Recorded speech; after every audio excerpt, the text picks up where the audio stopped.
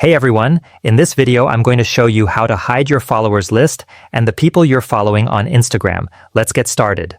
By default, Instagram allows everyone to see who follows you and who you follow. The only way to hide this information is by switching your account to a private account. First, open the Instagram app and go to your profile by tapping the icon at the bottom right.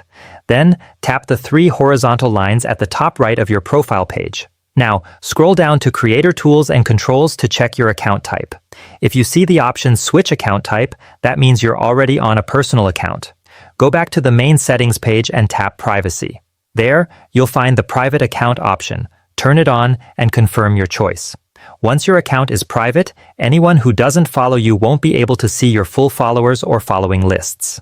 They will only see the total numbers, but not the details, unless you approve their follow request. And that's it. That's how you can hide your Instagram followers and following lists. If you found this video helpful, don't forget to like it and subscribe for more tips. Thanks for watching.